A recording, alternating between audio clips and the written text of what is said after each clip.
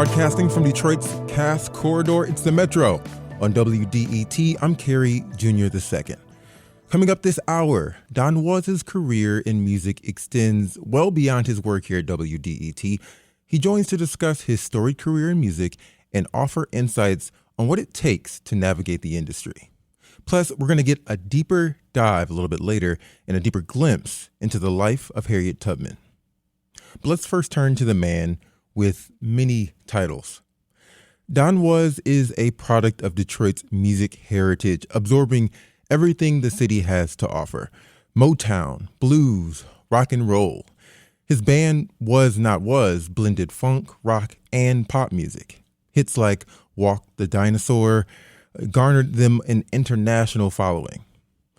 And that was only the beginning of Was's impact. He then became a 6-time Grammy Award-winning record producer and has collaborated with major acts like the Rolling Stones, Bob Dylan, and Willie Nelson. He's also worked in film as a music director and composer. And if those accolades weren't impressive enough, he's also the president of Blue Note Records, one of the most celebrated jazz labels in the world. Now, around here, we know him best as the host of Don Was Motor City Playlist, which airs on WDET Fridays from 8 to 10 p.m. But for all of those achievements in music, Don Was will receive an honorary degree Friday from Wayne State University. He joins me now to discuss his career navigating the music industry. Don, welcome to the Metro. Hey, Cary, good to speak with you, man. Good to speak with you. So I want to know first, because you're getting this honorary degree from Wayne State University. This is your second one in a few months, right? You got one from the University of Michigan, is that correct? I did get one, in December, yeah. Wow, how does that feel? You're getting celebrated all over for a lot of your storied career. Yeah, well, I'm glad I'm alive. Right. Not much better than posthumous awards, I'd say. No, it's very touching. It kind of ties the circle up real nicely. Nice bow. A nice bow. Because you had attended Michigan back in the day. That's right? I went to both. I did my freshman year at Wayne State in Monteith College in 1971. Oh, wow. Okay. So I kind of want to get a little bit into kind of the early days when you were kind of thinking about doing music or practicing music, but you weren't quite into the industry yet. You know, from the outside looking in, breaking into music, it seems and looks pretty intimidating. Like before you entered it, what did you expect it to be like? Yeah, well, that's a really good question. I'm not sure I knew. Really, all I wanted to do was play. And I was very happy playing bars in Detroit. I did that until I was in my 30s. And I remember all of it with a lot of love and a lot of fondness. I really just wanted to play, and I'd have been happy to continue doing it that way. But I did like making records, and I wanted those records to be heard. So you never envisioned like sorts of musicians or artists that you wanted to work with? Well, I had heroes, and I ended up working with them, which was it's a crazy kind of convergence where your dreams mix in with the mundane aspects of everyday life. But, I really wanted to work with Bob Dylan. I always wanted to be Bob Dylan's bass player. And I got to do that on a number of occasions and make records with him and hang out with him. Rolling Stones, same thing. I mean, I really got to work with all of my heroes. Did it end up being what you had hoped? Like, I imagine you thought about, I'm practicing now because if I get that chance to play for Bob Dylan, I want to make sure I capitalize on it. And then you get the chance to play with Bob Dylan. Did it happen the way that you had even imagined it would? Kinda, and practicing is good, Sure. You got to be ready. I think that's really the key to the whole thing is everybody gets some lucky breaks, and the important thing is to recognize it when it happens and to act on it, but also to be ready for it. Preparation is a worthwhile undertaking up to a point, I guess.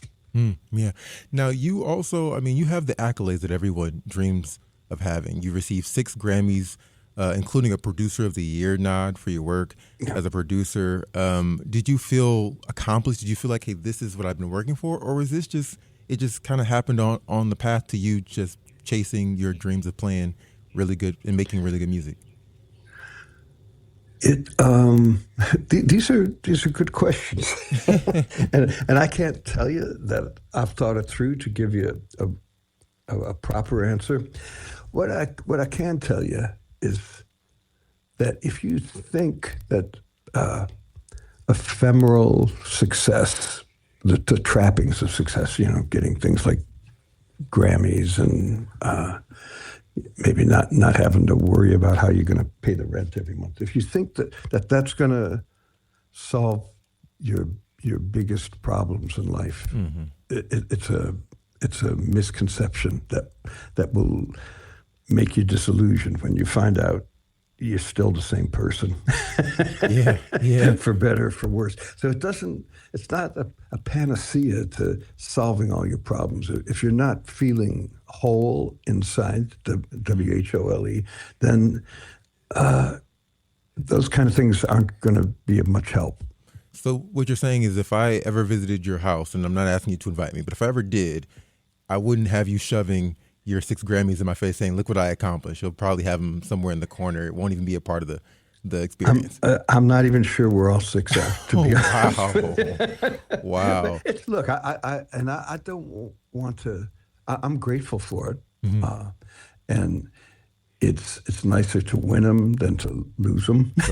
Sure. So it's not like someone putting nails under my fingernails or anything like that. It's very nice, and it's good for business.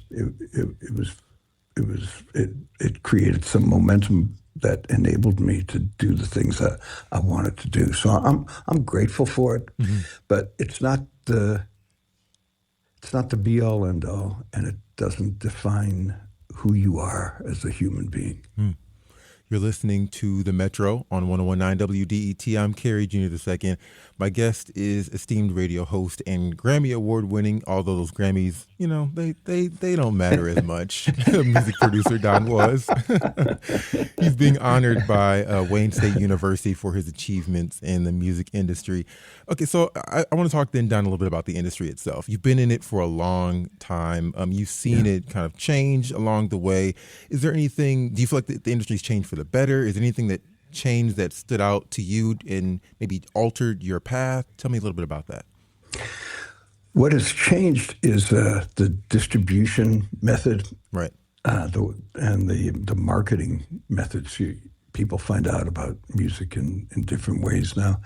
But I think the essence of the whole thing remains the same. The goal is for an artist to make some music that's going to get under people's skin, make them feel something, hopefully bring them comfort, hopefully shine a light on some of the problems that they're experiencing, and maybe help them cope with the pressures and the stress of everyday life. That's your goal, right? And in order to do that, you have to make honest music that comes from the heart. The artist has to share something that's deep inside of them, that comes from their deep internal emotional lives, and be generous enough to share that with listeners in the hope that it's going to resonate with them. And that never changes. That predates the record business, that predates the phonograph, and it certainly predates streaming and AI.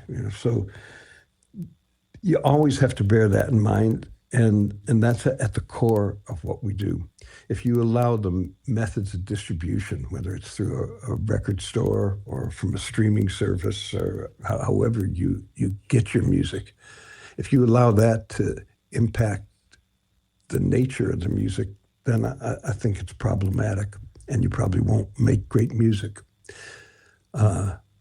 So marketing is different. It used to be that, you got your records on WKNR And it was all about, the AM radio stations playing your songs. And that's how people discovered music.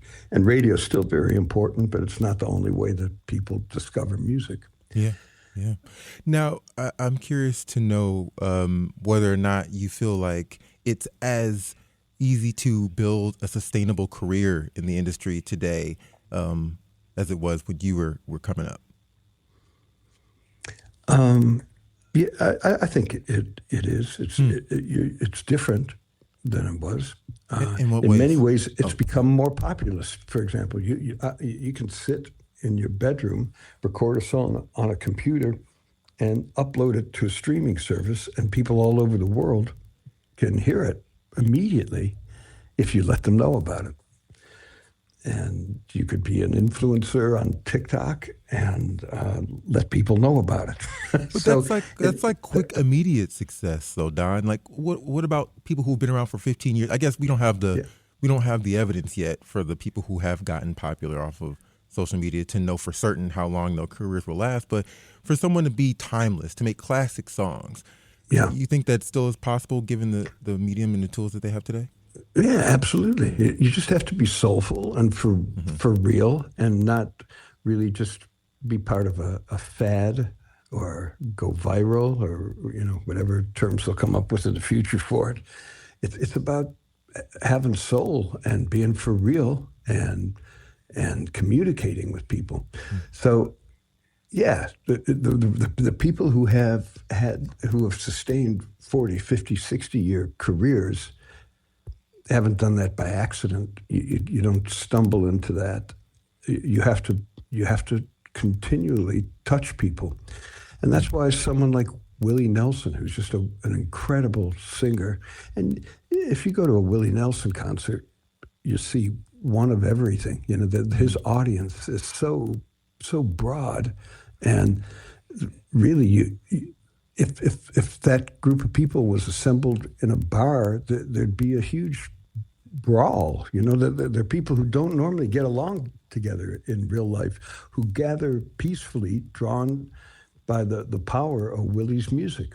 And he's 92 years old, and he's still out there touring, and people still are coming to see him.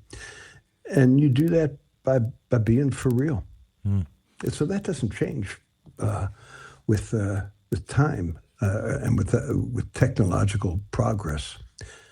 Now, You can employ technology to help you express yourself, but you better have something that's worth saying, or else you won't have that kind of career. I hear that for sure.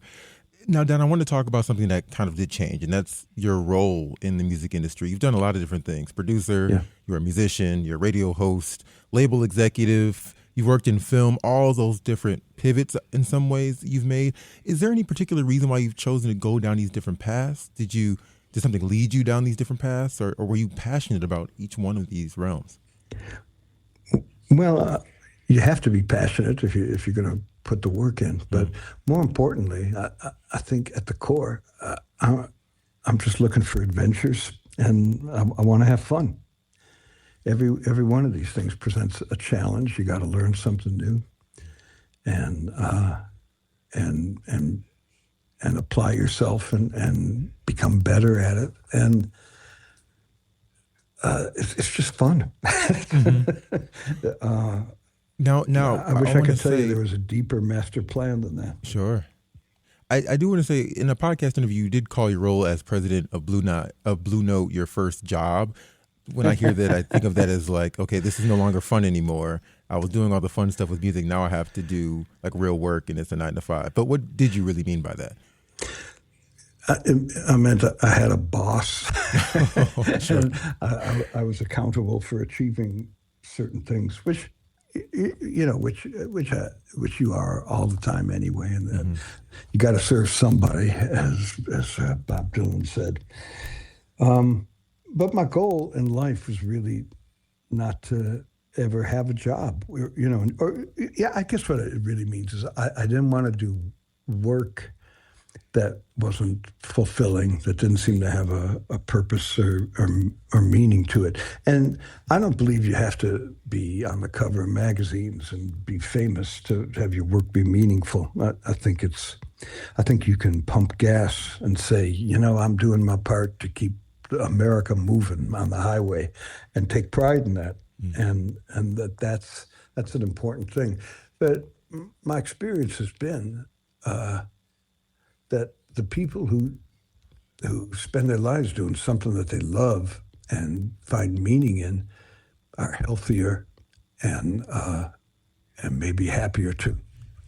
Wow. Real quick, Don, we've got about 60 seconds left on this one. I want to know what your message is for the next generation of music professionals who are entering into it now, who want to have a career that you had. What do you say to them? I say to them that you are your own greatest asset, to believe in yourself and trust in yourself and follow your heart, and don't let anybody talk you out of your dreams.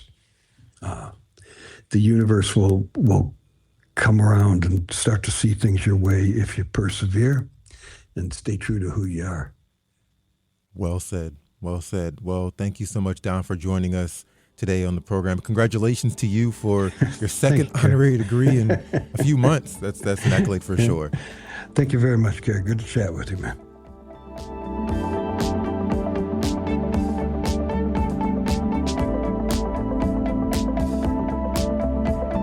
Coming up, a brain injury that sparked visions from God, a mother who hid in the woods to save her child from being sold.